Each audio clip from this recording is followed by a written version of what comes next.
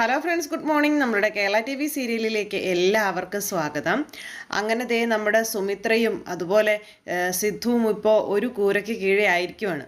അതിനു വേണ്ടിയിട്ട് ഒരുപാട് പണിപ്പെട്ടു സുമിത്രയെ കൊണ്ട് സമ്മതിപ്പിക്കാനായിട്ട് സരസ്വതി അമ്മ. ഇത്രയൊക്കെ ചെയ്തിട്ടും സരസ്വതി അമ്മയ്ക്ക് നന്ദി എന്ന് പറയുന്ന രണ്ടക്ഷരം ഇല്ലാണ്ട് പോയി. ഇത്രയും കാര്യങ്ങളെല്ലാം ചെയ്ത സിദ്ധുവിനെ വീട്ടിലേക്ക് കൊണ്ടുവന്ന് കഴിഞ്ഞപ്പോൾ സുമിത്ര തന്നെ അങ്ങേരെ പരിചരിക്കണമെന്നായി സരസ്വതി അമ്മയ്ക്ക്. അത് പറ്റില്ല എന്ന് പറഞ്ഞ സുമിത്രയോട്, എന്തുകൊണ്ട് പറ്റില്ല, നിനക്കെന്താ സിദ്ധുവിനോട് ഇത്ര വൈരാഗ്യം, നിനക്കെന്താ ഇത്രയ്ക്ക് നിനക്ക് അങ്ങനെ ചെയ്താലെന്താ, നിനക്ക് ഇങ്ങനെ ചെയ്താലെന്താ എന്നും ചോദിച്ചുകൊണ്ടായി പിന്നെ സരസ്വതി അമ്മ. അത് കേട്ട് കഴിഞ്ഞപ്പം അമ്മ എന്നെ കൂടുതൽ പഠിപ്പിക്കാൻ വരരുതെന്ന് തന്നെ സുമിത്ര പറഞ്ഞു. എന്താണ് സംഭവിക്കുന്നതെന്നും സംഭവിച്ചതെന്നും മറ്റാരേക്കാളും നന്നായിട്ട് അമ്മയ്ക്കറിയാം. അതറിഞ്ഞിട്ടും അമ്മ അറിയാത്ത ഭാവം നടിക്കുന്നത് അമ്മയുടെ അഹങ്കാരം കൊണ്ടാണ് എന്നുള്ള കാര്യമൊക്കെ പറഞ്ഞ് സുമിത്ര ഇങ്ങനെ പറയുക. അപ്പം സുമിത്ര അതൊക്കെ പറയുന്നത് കേട്ട് കഴിഞ്ഞപ്പോഴും സരസ്വതി അമ്മയ്ക്ക് വലിയ കൂസലോ കാര്യങ്ങളോ ഒന്നുമില്ല. സരസ്വതി അമ്മയുടെ ലക്ഷ്യം എന്ന് പറഞ്ഞിട്ടുണ്ടെങ്കിൽ സിദ്ധു ഇപ്പോൾ വീട്ടിലാണല്ലോ, ആ സിദ്ധുവിൻ്റെ സകല കാര്യങ്ങളും സുമിത്ര നോക്കുക, അതുപോലെ തന്നെ സിദ്ധുവിനെ പരിചരിക്കുക, ഇതെല്ലാം സുമിത്ര ചെയ്യണം എന്നുള്ളതാണ്. അപ്പോൾ സിദ്ധാർത്ഥൻ്റെ കാര്യത്തിൽ എന്താണ് ചെയ്യേണ്ടതെന്ന് എനിക്കറിയാം, അമ്മ എന്നെ പഠിപ്പിക്കാൻ വരണ്ട എന്നുള്ള കാര്യം പറഞ്ഞായിരുന്നു നമ്മുടെ സുമിത്ര ഈ പറയുന്ന കാര്യങ്ങളെല്ലാം സിദ്ധു അകത്ത റൂമിൽ കിടന്നുകൊണ്ട് കേൾക്കുന്നുണ്ട്. കയ്യിലുണ്ടായിരുന്ന ആ മഹാസൗഭാഗ്യം തട്ടിത്തെറിപ്പിച്ച സിദ്ധു അതൊക്കെ ഓർത്ത് പശ്ചാത്തപിക്കുന്നുമുണ്ട്. അങ്ങനെ സുമിത്ര ഇപ്പോൾ ഈ പറഞ്ഞ കാര്യങ്ങളെല്ലാം കേട്ടിട്ട് പഴയ കാര്യങ്ങൾ, പണ്ടത്തെ കാര്യങ്ങൾ ഇങ്ങനെ ആലോചിക്കുകയാണ് സിദ്ധു. പണ്ട് സുമിത്ര എന്ന് പറയുന്ന വ്യക്തി സിദ്ധുവേട്ടാ എന്ന് വിളിച്ചു പിന്നാലെ കാര്യങ്ങളെല്ലാം ചോദിച്ചും പറഞ്ഞും നടന്ന സമയത്ത് എന്താ പറയുന്ന ഒരു കറിവേപ്പില പോലെ വലിച്ചെറിഞ്ഞ് കളഞ്ഞതാണ് സുമിത്രയെ. ആ കാര്യങ്ങളെല്ലാം നമ്മുടെ സിദ്ധു ഇന്ന് ആലോചിക്കുന്നു. അങ്ങനെ സിദ്ധു അതിനെപ്പറ്റിയൊക്കെ ആലോചിച്ച് അവിടെ അങ്ങനെ കിടക്കുക.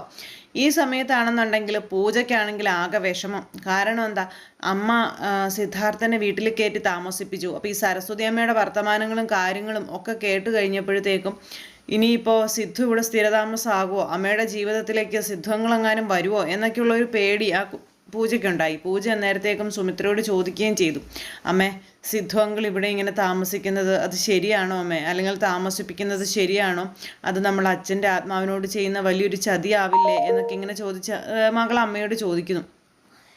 അപ്പോൾ പൂജയുടെ ഉള്ളിലെ ആ ഒരു ടെൻഷനും പേടിയൊക്കെ സുമിത്രയ്ക്ക് മനസ്സിലായി. സുമിത്ര അന്നേരം എൻ്റെ പൊന്നുമോള് ഒന്നുകൊണ്ടും വിഷമിക്കേണ്ടെന്നുള്ള കാര്യം പറയുവാണ്. ഈ ലോകത്ത് ആരൊക്കെ വന്നാലും, ഈ ലോകത്ത് ആരൊക്കെ ഉണ്ടെങ്കിലും അതൊന്നും രോഹിത്തിന് പകരമാവില്ല എന്ന് തന്നെ സുമിത്ര അന്നേരം പൂജയോട് പറഞ്ഞു. മോളതൊന്നും ഓർത്ത് പേടിക്കണ്ടായെന്ന്. രോഹിത്തിന് പകരം വെക്കാൻ ഈ ലോകത്ത് ആരും വരികയില്ല, അതിനമ്മ ആരെയും അനുവദിക്കുകയില്ല എന്നുള്ള കാര്യങ്ങളും പറയാം. അപ്പോൾ ഇതെല്ലാം ഈ വഴക്കുണ്ടാക്കി അകത്തേക്ക് കയറിപ്പോയ സരസ്വതി അമ്മ മറിഞ്ഞു നിന്ന് കേൾക്കുക. അപ്പോൾ ഈ ഒളിച്ചു കേൾക്കൽ എന്ന് പറയുന്നത് സരസ്വതി അമ്മയുടെ സ്ഥിര ഏർപ്പാടായതുകൊണ്ട് ഇതും സരസ്വതി അമ്മ കേട്ടു.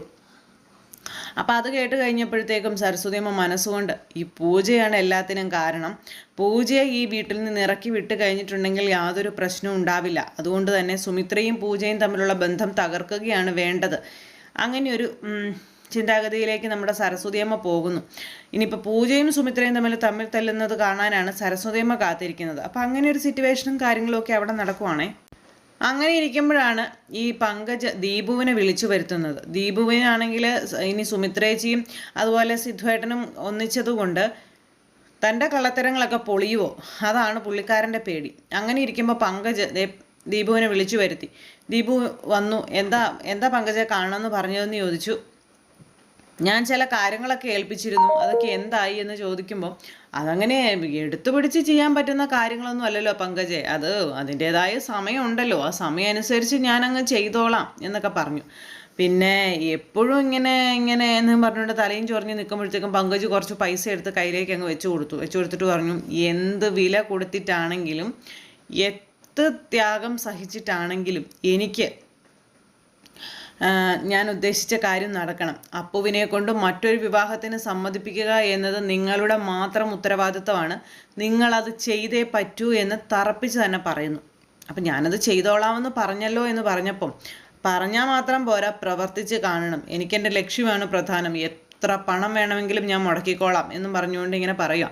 അപ്പോൾ അത് കേട്ട് കഴിഞ്ഞപ്പോഴേക്കും ശരി, അതിനൊന്നും കുഴപ്പമില്ല, ഞാനെല്ലാം സെറ്റാക്കിക്കോളാമെന്നും പറഞ്ഞുകൊണ്ട് ദീപു ഇങ്ങനെ പറഞ്ഞു. അപ്പോൾ അത് കേട്ട് കഴിഞ്ഞപ്പം ഇപ്പോൾ സെറ്റാക്കിക്കോളാമെന്ന് പറഞ്ഞിട്ട് ഇത് മാറ്റി പറയുന്ന ഒരു അവസരം വരരുത്, അങ്ങനെ വന്നാൽ തനിക്കത് നന്നാവില്ലെന്നും പറഞ്ഞിട്ടാണ് പങ്കജ് അങ്ങ് പോകുന്നത്. അപ്പോൾ പങ്കജ് പോയി. ഇത് കഴിഞ്ഞപ്പോഴത്തേക്ക് ഇവരുടെ സംസാരത്തിനിടയിൽ ഈ സിദ്ധുവേട്ടൻ വന്നതും സുമിത്രയുടെ വീട്ടിൽ താമസമാക്കിയതെല്ലാം സംസാരത്തിൽ വന്നു. അതെല്ലാം കഴിഞ്ഞതേ ഈ മകൻ അതെല്ലാം മനസ്സിൽ അറിഞ്ഞല്ലോ, എല്ലാം മനസ്സിൽ വെച്ചുകൊണ്ട് നേരെ പോവുക. അതായത് പങ്കജ് നേരെ സുമിത്രയുടെ അടുത്തേക്കാണ് പോണത്, പൂജയെ വിളിക്കാനായിട്ട്. അപ്പോൾ പൂജയെ ഓഫീസിലേക്ക് കൊണ്ടുപോകാനായിട്ടാണ് വരുന്നത്. അപ്പോൾ പൂജയെ ഓഫീസിലേക്ക് കൊണ്ടുപോകാൻ വേണ്ടി സുമിത്രയുടെ വീട്ടിൽ വന്നു. പങ്കജ് വന്നപ്പോഴാണെങ്കിലും പൂജയ്ക്ക് വലിയ സന്തോഷമോ കാര്യങ്ങളോ ഇതൊന്നുമില്ല. അപ്പോൾ പൂജ നീ ഇന്ന് ഓഫീസിൽ വരുന്നില്ലേ എന്ന് ചോദിച്ചു.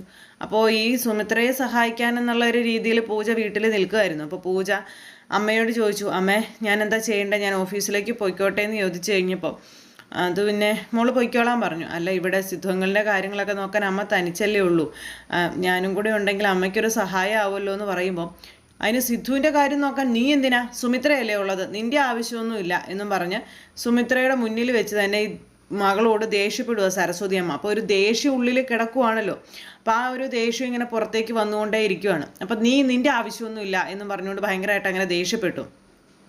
അത് അച്ചമ്മയല്ല പറയേണ്ടത്, എൻ്റെ അമ്മയാണ് പറയേണ്ടതെന്ന് പറഞ്ഞു കഴിഞ്ഞപ്പോഴത്തേക്കും നിൻ്റെ അമ്മയോ, എന്താ പൂജമോൾ എൻ്റെ മോളല്ലേ എന്ന് സുമിത്ര എൻ്റെ മകളാണെന്ന് സുമിത്ര പറഞ്ഞപ്പം നിൻ്റെ മകളോ, നീ പ്രസവിച്ച 3 മക്കൾ നിനക്കുണ്ട്, ആ 3 മക്കളാണ് നിൻ്റെ മക്കൾ, ഇവള് നിൻ്റെ മകളൊന്നും അല്ലല്ലോ, ഇവള് നിൻ്റെ ആരാ, ഇവള് നിനക്ക് ആരും അല്ലല്ലോ, രോഹിത്തുമായിട്ടുള്ള ഒരു ബന്ധത്തിൻ്റെ പേരിൽ മാത്രം നിന്നെ അമ്മയെന്ന് വിളിക്കുന്നവളല്ലേ ഇത്, ഇവൾ ഇനിയും അത് വിളിക്കേണ്ട കാര്യമില്ല, ഇന്ന് ഈ ലോകത്തോ രോഹിത്തില്ല, അങ്ങനെയുള്ളപ്പോൾ ഇവൾ എന്തിന് നിന്നെ അമ്മയെന്ന് വിളിക്കണം, അതിൻ്റെ പോലും ആവശ്യമില്ല തുടങ്ങിയ ഡയലോഗുകളും കാര്യങ്ങളും ഒക്കെ സരസ്വതിയമ്മയുടെ ഭാഗത്തു നിന്ന് വരാൻ തുടങ്ങി. സരസ്വതിയമ്മയ്ക്ക് കൊമ്പ് മുളച്ചു, മകനും കൂടെ ജീവിതത്തിലേക്ക് വന്നു കഴിഞ്ഞപ്പോഴേ. അങ്ങനെ ആ ഒരു ഇതെല്ലാം പറഞ്ഞപ്പോഴത്തേക്ക് നമ്മുടെ സുമിത്ര കയറി ഉടക്കി, അത് തീരുമാനിക്കുന്നത് അമ്മയല്ല എന്നും പറഞ്ഞുകൊണ്ട് ആവശ്യമുള്ള കാര്യങ്ങൾ മാത്രം അന്വേഷിച്ചാൽ മതി, ആവശ്യമില്ലാത്ത കാര്യങ്ങളുടെ പേരിൽ അമ്മ തലയിടാൻ വരണ്ട എന്നും പറഞ്ഞുകൊണ്ട് സുമിത്ര ശരിക്കും അവിടെ കിടന്നങ്ങ് പറഞ്ഞു. അങ്ങനെ മകൻ വന്ന് കയറിയതും സരസ്വതി അമ്മയാണെന്നുണ്ടെങ്കിൽ സുമിത്രയുടെ വീട്ടിൽ കാട്ടിക്കൂട്ടുന്ന പരാക്രമങ്ങൾ എന്ന് പറഞ്ഞാൽ വല്ലാത്തൊരു പരാക്രമങ്ങൾ തന്നെയാണ്. ഇതെല്ലാം കേട്ട് മനസ്സ് വിഷമിച്ച് നിൽക്കുന്ന പൂജയോട് മോൾ ഇതൊന്നും ഓർത്ത് വിഷമിക്കേണ്ട, സരസ്വതി അമ്മയ്ക്ക് തലയ്ക്ക് വെളിവില്ലാതെ പറയുന്നത് തന്നെയാണെന്നുള്ള കാര്യം സുമിത്ര അങ്ങ് മകളോട് പറഞ്ഞു. എന്നിട്ട് പൂജയെ സമാധാനിപ്പിച്ച് പറഞ്ഞു വിടുക, മോൾ പൊയ്ക്കോ, ഇവിടെ നിൽക്കണമെന്നില്ല, അമ്മയ്ക്ക് കൈകാര്യം ചെയ്യാവുന്ന കാര്യങ്ങളൊക്കെ ഉള്ളൂ, മാത്രമല്ല സിദ്ധാർത്ഥൻ്റെ കാര്യങ്ങളൊന്നും അമ്മയല്ലല്ലോ നോക്കുന്നത്, സരസ്വതി അമ്മയല്ലേ എന്നും ചോദിച്ചുകൊണ്ട് ഇങ്ങനെ നിൽക്കുന്നു. അപ്പോൾ അത് കേട്ടപ്പോൾ സരസ്വതി ഒന്ന് ഞെട്ടി, ഇത്രയൊക്കെ പറഞ്ഞിട്ടും ഇവൾ ഈ വഴിക്കൊന്നും വന്നില്ലല്ലോ എന്നുള്ള ആ ഒരു ഇതിൽ ഇങ്ങനെ നിൽക്കുകയാണ് സരസ്വതി അമ്മ. അങ്ങനെ ആ ഒരു സിറ്റുവേഷനും കാര്യങ്ങളും ഒക്കെ അവിടെ അങ്ങനെ നടക്കുന്നു കേട്ടോ. ഇതെല്ലാം കഴിഞ്ഞതിന് ശേഷമാണെന്നുണ്ടെങ്കിൽ പിന്നെ കാണിക്കുന്നത് ഇവർ അങ്ങ് പോന്നു, അതായത് പങ്കജും പൂജയും ഓഫീസിലേക്ക് പോന്നു. പിന്നീട് വിവരങ്ങളെല്ലാം അറിഞ്ഞു കഴിഞ്ഞപ്പോഴത്തേക്കും രഞ്ജിതയ്ക്കാകെ ടെൻഷൻ. ഇനിയിപ്പോൾ സുമിത്രയും സിദ്ധുവും കൂടി ഒറ്റക്കെട്ടായിട്ട് നിന്ന് ഇവർക്കിട്ട് പാര പണിയോ എന്നുള്ളത്, ഇവരുടെ സ്വത്തിന് വേണ്ടിയിട്ടുള്ള പരിശ്രമങ്ങൾ ഇനി സുമിത്ര സിദ്ധുവിനെ കൂട്ടുപിടിച്ച് നടത്തുമോ എന്നുള്ള ആ ഒരു ടെൻഷനായിപ്പോയി. എന്നിട്ട് ഇവർ തമ്മിൽ ഒരിക്കലും ഇങ്ങനെ സമാധാനമായിട്ട് ആ വീട്ടിൽ കഴിയാൻ പാടില്ലെന്നും അതിനു വേണ്ടി എന്തെങ്കിലും ചെയ്യണം എന്നുള്ള കാര്യമൊക്കെ ഭാര്യയും ഭർത്താവും കൊണ്ട് നിന്ന് പറയുക. കാരണം സുമിത്രയും സിദ്ധുവും ഒറ്റക്കെട്ടായി കഴിഞ്ഞിട്ടുണ്ടെങ്കിൽ രഞ്ജിതയുടെ എല്ലാം പോകും, മറിച്ച് പരമശിവത്തിൻ്റെ എല്ലാം പോകും, മൊത്തത്തിൽ പിച്ചക്കാരാകും. അതുകൊണ്ട് തന്നെ ആ ഒരു പേടിയാണ് ഇവർക്ക്. ഇങ്ങനെ ഇവർക്കിടയിലുള്ള ഈ സംസാരവും കാര്യങ്ങളും ഗൂഢാലോചനകളും ഒക്കെ നടക്കുന്നു. ആ സമയം പിന്നെ ഈ ദീപു പങ്കജിൻ്റെ കയ്യിൽ നിന്ന് കാശും മേടിച്ച് നേരെ വീട്ടിലോട്ട് ചെന്നു. അവിടെ ചെന്ന് ചിത്രയുമായിട്ട് സംസാരിക്കുക. അപ്പോൾ അപ്പുവിൻ്റെ അപ്പോൾ ദീപു ചെന്ന് കയറിയപ്പോൾ ദീപേട്ടൻ എവിടെ പോയതായിരുന്നെന്ന് ചിത്ര ചോദിച്ചു. ഞാൻ അത്യാവശ്യമായിട്ട് പുറത്തു വരെ പോയതാണെന്ന് പറയുമ്പോൾ അതാ ചോദിച്ചത് എവിടെയാ പോയതെന്ന്. അപ്പോൾ എല്ലാം നിന്നോട് പറയാൻ പറ്റുമോ, നിനക്കെന്താ, നീ എന്താ എന്നെ ഇങ്ങനെ ചോദ്യം ചെയ്യുന്നത്, നമുക്ക് എത്രയും പെട്ടെന്ന് അപ്പുവിൻ്റെ കല്യാണം നടത്തണം, ആ ഒരു ചെറിയ കാര്യമൊക്കെ ആയിട്ട് ഞാൻ പുറത്തു പോയതാണെന്ന് പറഞ്ഞു. അപ്പുവിൻ്റെ കല്യാണം അത് നമ്മൾ നേരത്തെ തന്നെ പറഞ്ഞിട്ടുള്ളതല്ലേ, അവന് പൂജയല്ലേ ഇഷ്ടം, പിന്നെ ഇനിയിപ്പോൾ വേറെ ഏത് കല്യാണം ആലോചിക്കാനാണെന്ന് ചോദിച്ചപ്പം എൻ്റെ പൊന്ന് ചിത്ര ഇനിയൊന്നും മിണ്ടാതിരിക്കെ, അപ്പുവിൻ്റെ ഇഷ്ടമാണെന്ന് കരുതി പൂജയ്ക്ക് ഇഷ്ടമാകണ്ടേ, അതെന്താ പൂജയ്ക്കും അപ്പുവിന് ഇഷ്ടം തന്നെയാണെന്നുള്ള കാര്യം അന്നേരം നമ്മുടെ ചിത്ര പറഞ്ഞു. അപ്പുവിനെയൊന്നും അല്ല അവൾക്കിഷ്ടം ആ പങ്കജിനെയാണ്. പിന്നെ എന്തിനു വേണ്ടിയിട്ടാണ് അവളുടെ പേരും പറഞ്ഞ് അവൻ ഇവിടെ ഇങ്ങനെ കുത്തിയിരിക്കുന്നത്, അതിൻ്റെ ഒന്നും ഒരു കാര്യവും ഇല്ല. പക്ഷേ ഈ പൂജയ്ക്ക് ഇത്ര വയസ്സായി കഴിയുമ്പോഴത്തേന് ഈ കോടികൾ മുഴുവൻ പൂജയുടെ കൈവെള്ളയിലേക്ക് വരുമെന്നുള്ള കാര്യം പൊട്ടൻ ദീപു അറിഞ്ഞില്ല. അതറിഞ്ഞിട്ടുണ്ടെങ്കിൽ ദീപു ഈ പണിക്കൊന്നും നിൽക്കില്ലല്ലോ.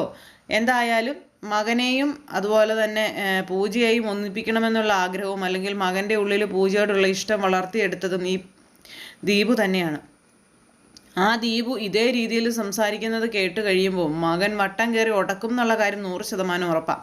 ചിത്രയോട് മകൻ്റെ കല്യാണം നടത്തുന്നതിനെ പറ്റിയും മറ്റു കാര്യങ്ങളും ഒക്കെ അങ്ങനെ ബേഷായിട്ട് സംസാരിച്ചുകൊണ്ടിരിക്കുന്ന സമയത്താണ് അങ്ങോട്ടേക്ക് മകൻ ഇറങ്ങി വരുന്നത്. മകൻ ഇറങ്ങി വന്നു കഴിഞ്ഞപ്പോഴത്തേക്കും പുള്ളിക്കാരൻ്റെ വായ അങ്ങ് അടഞ്ഞു. കാരണം മകൻ്റെ മുന്നിൽ അങ്ങനെ ഇരുന്ന് പറയാനായിട്ടുള്ള ഒരു ധൈര്യം അച്ഛനാണെങ്കിൽ പോലും ഇല്ലാണ്ട് പോയി. അങ്ങനെ മകൻ്റെ മുന്നിൽ വായ അടച്ചിങ്ങനെ ഇരിക്കുന്നു. അപ്പം അങ്ങനെയൊക്കെയുള്ള ഒരു സിറ്റുവേഷനും കാര്യങ്ങളും. അപ്പം മകൻ ഇറങ്ങി വന്നിട്ട് എന്താ രണ്ടുപേരും കൂടെ സംസാരിക്കുന്നത് എന്നിങ്ങനെ ചോദിച്ചു. അപ്പോഴും മകൻ്റെ മുന്നിൽ ഈ കാര്യം പറയാനൊരു പേടിയും കാര്യം. അപ്പം അങ്ങനെയൊക്കെയുള്ള ഒരു കാര്യങ്ങളും അതുപോലെ അപ്പുവിൻ്റെ മുന്നിൽ നിന്ന് വിയർക്കുന്ന ദീപു അങ്ങനെയൊക്കെ ഓരോ വിശേഷങ്ങളുമായിട്ടാണ് ഇന്നത്തെ നമ്മുടെ കഥ വരുന്നത്. അപ്പോൾ എല്ലാവരും കാത്തിരുന്ന് കാണുക. എല്ലാവർക്കും നല്ലൊരു ദിവസം ആശംസിക്കുകയാണ്. എല്ലാവരുടെയും സപ്പോർട്ടിനും സ്നേഹത്തിനും ഒരുപാട് നന്ദി അറിയിക്കുന്നു. അടുത്ത സൂപ്പർ ഹിറ്റ് കഥയുമായി കാണുന്നത് വരെ എല്ലാവർക്കും നന്ദി.